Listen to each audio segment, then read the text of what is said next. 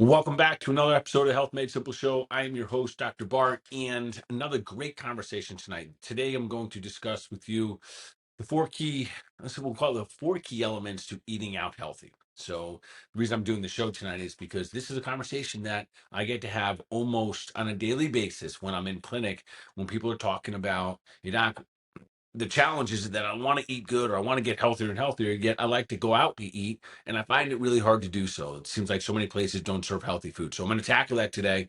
We're going to make sure that if you do go out to eat, which we all like to do, we like to go out and enjoy time with our friends and our family, or just maybe take a night off from cooking sometimes. We want to be able to have this availability, yet we don't want to sacrifice our health for it. And I'm going to share with you the ways that we do it, my wife and I, and also ways that you can start to do it as well. Before I do that, I want to dive into, we haven't done this in a little bit, but a clinical insight. So the clinical insights, if you watched or listened to our shows before, of course, welcome back. Nice to have you here.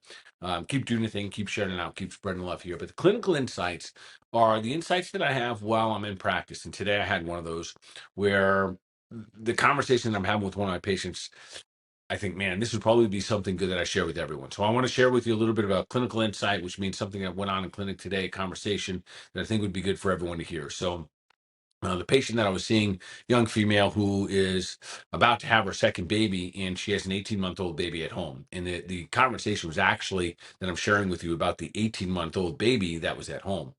Recently, the baby had something that appeared to be staph. They brought it off to the doctor. Doctor confirmed it was staph, and then they proceeded with antibiotics. And it took a couple rounds to clear it up, per se, right? So couple rounds of antibiotics for an 18-month-old baby, and so it seemed to be everything taken care of. The staph seemed to have gone away, and then sure enough, the baby develops signs and symptoms of what seems to be eczema. Brings the baby back to the doctor and asks, "What is this, doc?" And they say, "Yes, this is eczema. Well, we can give you a steroid shot for this." And you guys can see where this goes, how quickly this slope happens, how quickly this downward spiral goes. So she asked me, she told me that they pumped the brakes and they opted not to do that in the moment, that they wanted to look for some alternative ways. And remember, there's no wrong or rights. There's just options that we get to have. And then we have to deal with the kind of the consequences of those options that we have. So in step one here, we had the staph infection and the antibiotics. And listen, sometimes we need them, sometimes we don't. That's not the why I'm sharing this with you.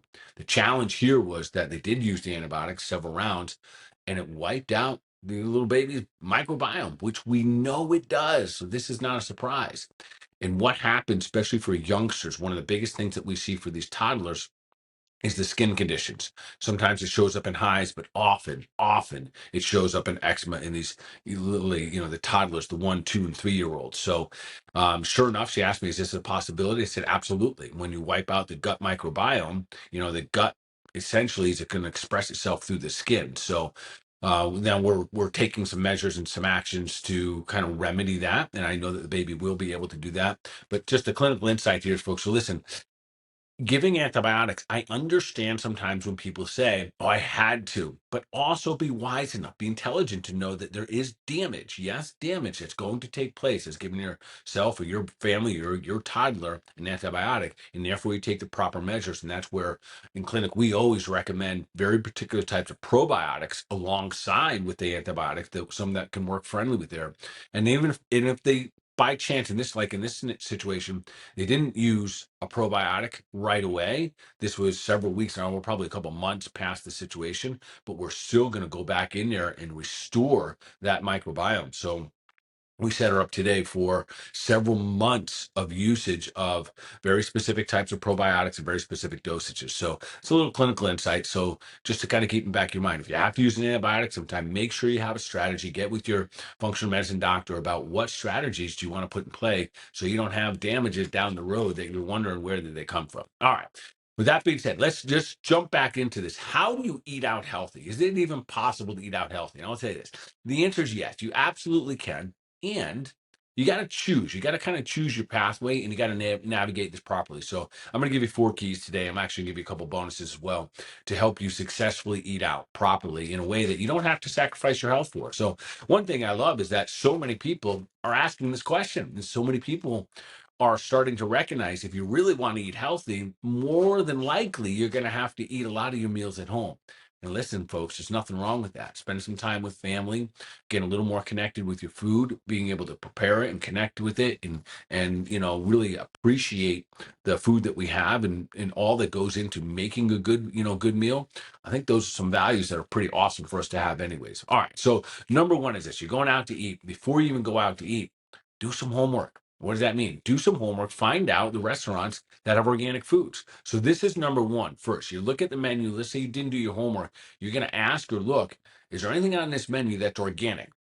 And the good news is this: that if the restaurant has organic food, they're proud of it. They're going to brag about it, and they're gonna put it in big bold letters: organic grass-fed meat, organic, vegetables, or whatever it's going to be, because they recognize that a lot of people nowadays are looking for these items. So it's not just for the health nuts, and that's the other thing. In the past, or I think maybe even in the current moment here, a lot of times people think, "Oh, you're looking for everything that's organic. Or you want organic foods," and they kind of think that you might be kind of the weirdo type, or maybe that person that's looking for that weird thing. And listen, that's a thing of the past. The reality is that the people recognize the power and the importance of clean, healthy food. So there's really two reasons that we always want to look organic whenever and however we can.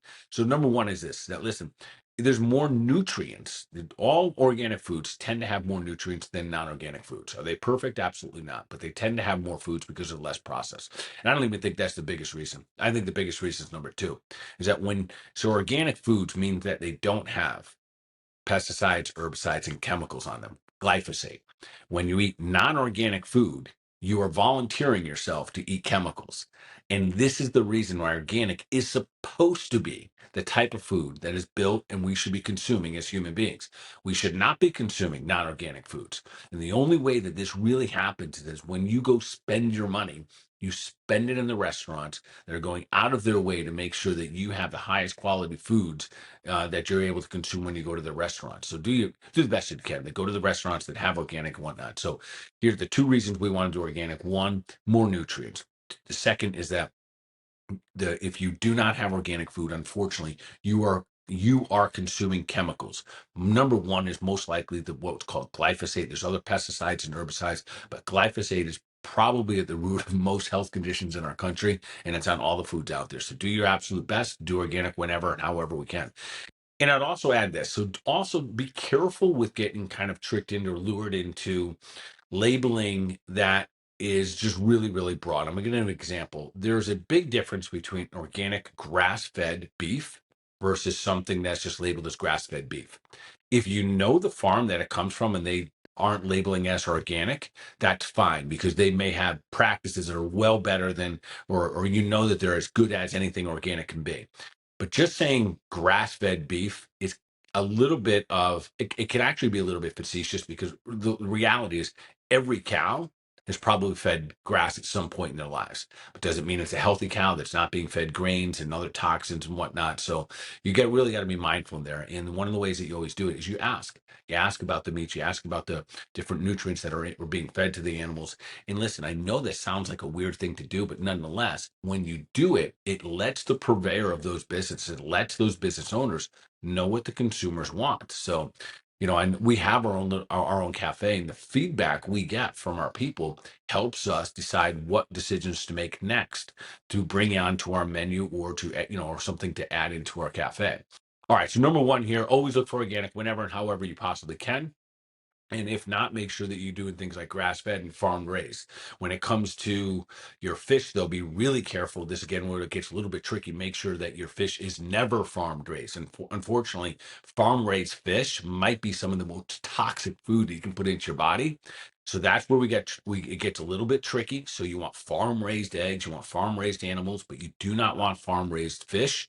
And you really want to make sure that if you're going to a fancy restaurant and you're paying top dollar for a nice piece of salmon, ask them, is this wild caught or is it farm raised? And the answer is always, especially when it comes farm raised fish, if the answer is I don't know, or we're not sure, or we think it is, the answer is always no, because unfortunately that food is more toxic and the benefits are certainly not there, certainly not what you're paying for. All right, so number one, key going out to eat healthy, do whenever and however you possibly can. You're going to make sure that you're doing organic foods, and that you got to do a little, usually got to do a little homework to make that happen. Number two is this, and this is the big one. This is also a hard one, but at all costs, avoid canola oil.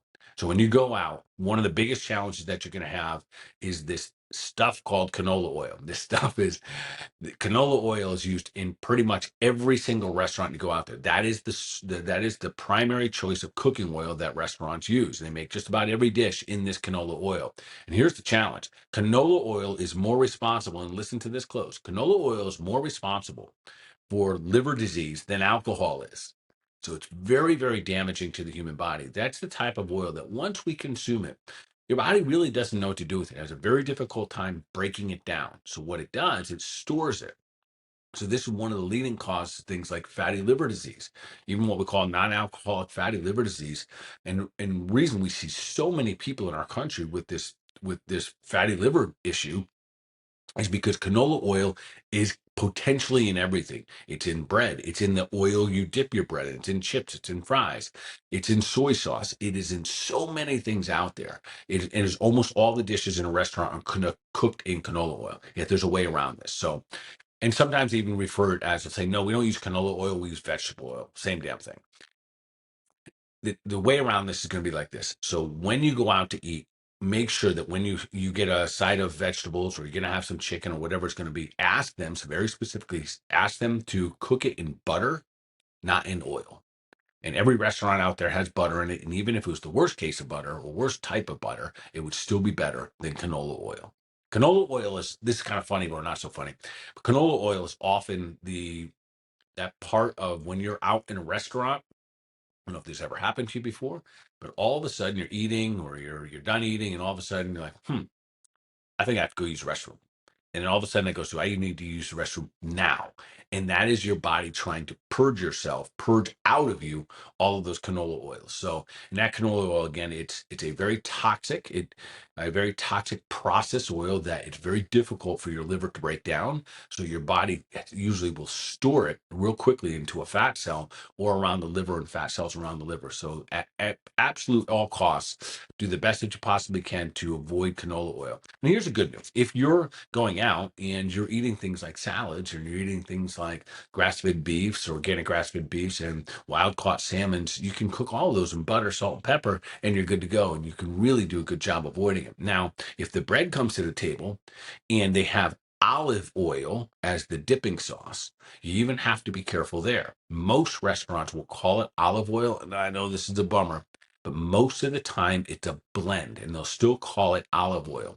But unfortunately, it's about a 90% canola oil and 10% olive oil. And that right there, folks, is not worthy of putting into your body. So those are the first two things we're going to look at. We're going to look at making sure everything we do, every time we go out, we're going to do the absolute best. We're going to visit restaurants and places and cafes that have organic food, because those are the foods that are best for your body and they don't have as many chemicals in them.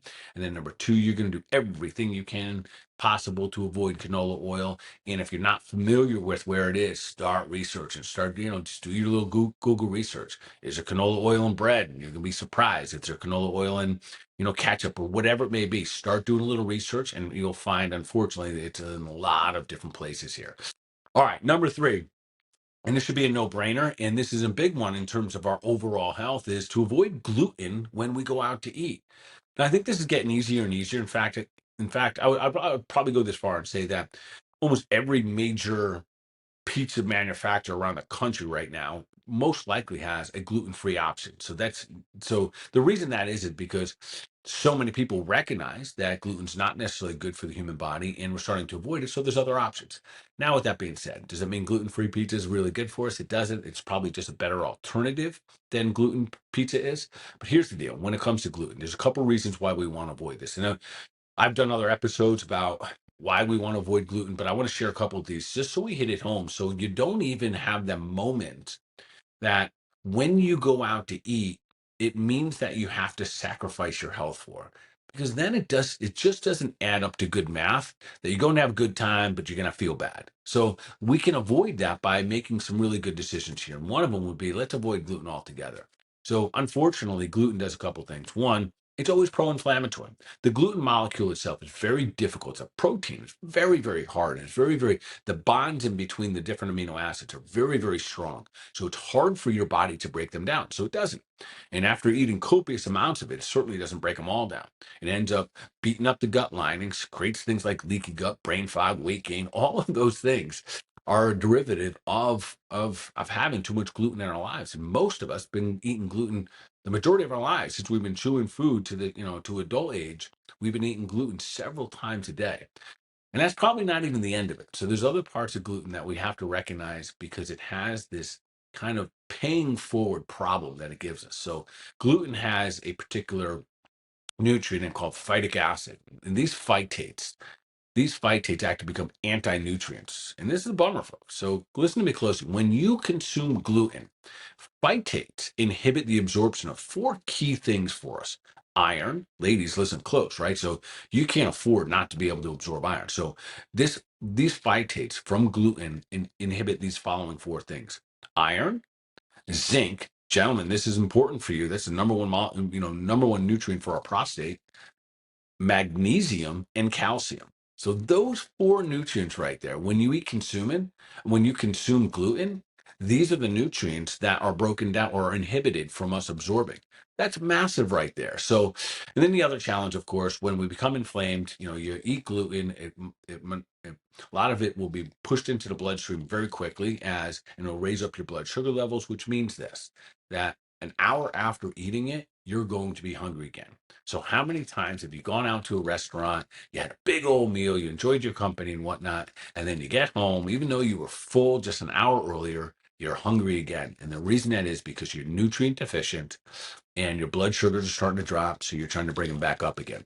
And that often could lead to, if you're still out and about, that's when you start to see the alcohol consumption start to rise because you're trying to keep those blood sugar levels up. All right, so that's number three. Number four is a little bit, oh, this one's easy but tricky at the same time. And this is being really mindful of the different sauces and the condiments that we're consuming out there. So, for the most part, everything that's in a package, your mustards, your ketchups, all of those things, your barbecue sauces, all of these things are pretty much a no-no.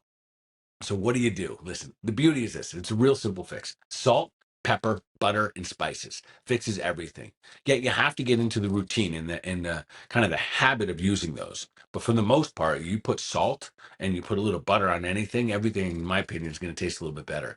But we really got to watch out for these condiments, and here's why. Almost all of them are going to have a couple of the big no-nos. Most of them have canola oil. A lot of them have what's called high fructose corn syrups. These are bad, folks. Like soy sauce. For those of you who like to go out for sushi, again, you got to ask these questions, right? Are these fish? Are they wild caught? Are they farm raised? And that's going to be a big moment when you're at your favorite sushi place, because you're going to hear some things that you don't want to hear there. And then that soy sauce or any other product like that, unfortunately, they still have MSG in it. They still have high fructose corn syrup. And the challenge there is that manufacturers of these different products and these different chemicals, they know that these foods, these chemicals, they make you addicted to your foods. They make you want more. And that's why there's been a lot of scrutiny about them. And they're so high fructose corn syrup is one of the leading causes of things like insulin resistance. And insulin resistance is probably the root of all the major diseases, things like, even type 2 diabetes and heart disease and the neurodegenerative diseases, even cancers. A lot of those, the derivative is insulin resistance. And what's one of the biggest causes of those? High fructose corn syrup, the same thing that we find in sodas, which is another thing. When we're out eating, just be mindful.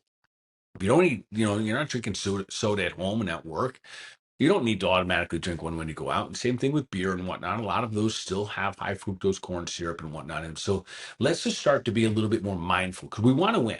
If you're on your health journey, you can have it all, meaning that you can enjoy eating out. You just have to navigate a little bit better than you probably have in the past. So I'll review those four. So one, you're going to look for places that have organic foods. Make that part of the excitement of going out, that you're going to try a new restaurant that is intentionally putting out clean food. So listen, one of the challenges that the restaurants and the food industry, they're not in the health space. That's not their job. Their job is to deliver an experience, and that's beautiful.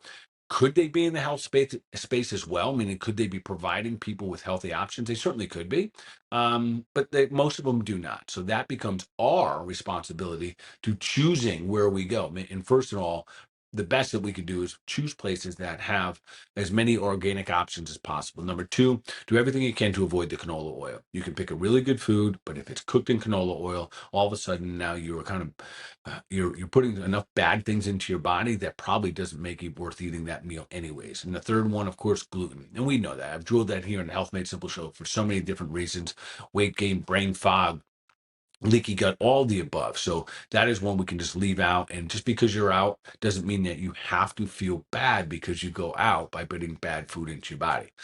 Number four, the sauces and condiments. Be really mindful. One of the, again, one of the most damaging is the high fructose corn syrup, and that's going to be most of the sauces and seasonings that you have out there. All right, we're not quite done there. A couple other things that I want to give you a little tips and strategies here for one, avoid overeating. I know this is a no-brainer, but choose to not overeat. One of the reasons that we overeat is because we are eating unconsciously. So sit back, relax, slow down, even if you're in conversation, take it down a notch and be as present as you possibly can. Put your food down in between each bite. Allow yourself to recognize that the most likely you do not need all the food that's being delivered to you, and it's okay to leave some behind if you don't necessarily need it. The other part here is skip dessert. Choose whichever restaurant you go to. Make this part of your experience and your entertainment. Pick a restaurant that afterwards you're going to walk the neighborhood. You're going to walk around. So instead of having a dessert, get up, leave the restaurant, and go for a walk. The benefits there are massive. If you have the opportunity to walk and burn off a couple of calories that you might have just consumed, absolutely fantastic. And again, another opportunity to do what's most important here and be present with the people that you're spending your time with. And then, of course, that. Let's not confuse why we go out to eat.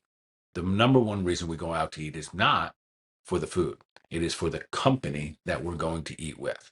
So let's make sure that that becomes our priority. So no matter what the service is, no matter what's delivered, they overcooked it, undercooked it, too late, too early, whatever it may be, that we don't let that ruin our experience, and that we continue to stay focused on the people that we're out with. And that is why we go out to eat, to spend time with each other, the food being the byproduct. And if it's clean, phenomenal. Hopefully it's not toxic food that's going to make you feel uncomfortable or even change how you act and feel during your conversation with your people.